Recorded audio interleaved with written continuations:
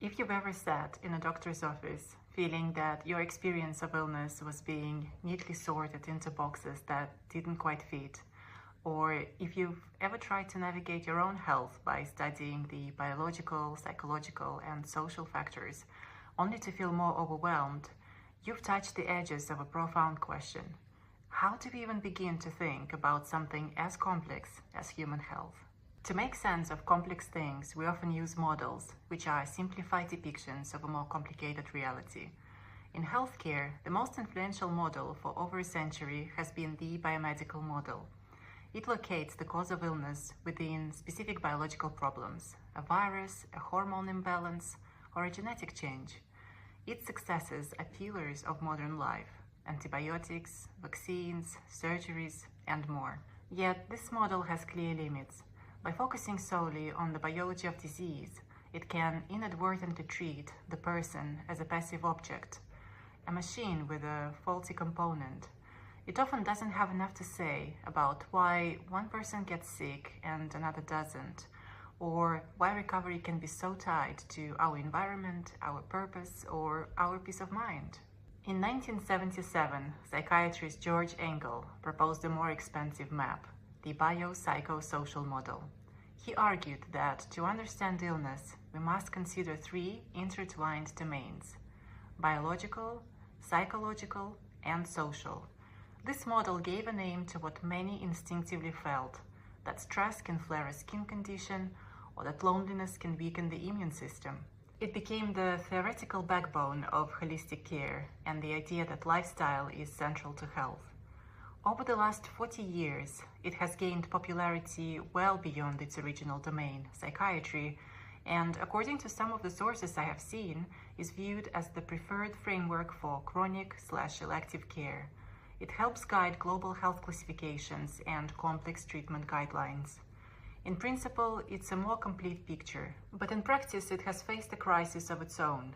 Beyond the fact that its full adoption could compromise efficiency in acute care, several critics also argue that for all its good intentions, the model is often too vague to be truly useful. It can tell us what to consider, but not how these factors interact in a specific person. It gives permission to look everywhere, but can offer little specific guidance. This has created a challenging paradox. While the biopsychosocial model has become widely recognized in theory, it has had surprisingly little influence on the large-scale structure and funding of healthcare. Our systems remain largely designed for acute biomedical problems, so we end up with a gap, a growing recognition of the complex, chronic nature of modern illness, but healthcare structures that struggle to address it effectively. Perhaps one important flaw is not in the model itself, but in the moment we forget they are maps and start believing they are the territory. The territory is the messy, beautiful, and unique human being sitting in the chair. The territory is your lived experience, which no general model can fully capture. This also brings the map versus territory question into sharper focus. An AI model can identify a statistical correlation, but it cannot easily access the lived human experience of illness, the personal story, the quality of a relationship, or the meaning we assign to our health. It highlights a critical challenge.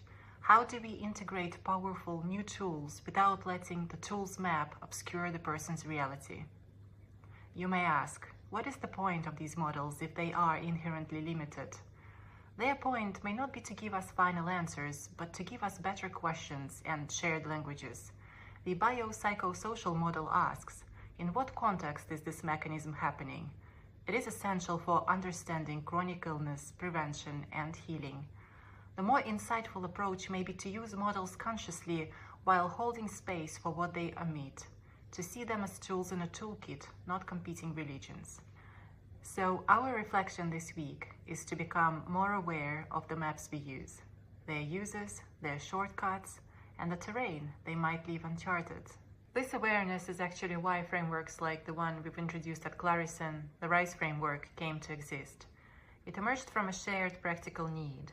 It is less about claiming a universal truth and more about offering a shared piece of paper to start sketching on, a focus tool for a specific kind of journey. This brings us back to the most human level, Models, big or small, general or specific, are attempts to bring clarity. But understanding truly flourishes in the conversation about the maps, in the stories we share about the terrain they help or hinder us from seeing. With that in mind, we would love to hear from you. When you think about health, what aspect of your own terrain feels most overlooked by the standard maps you've been given?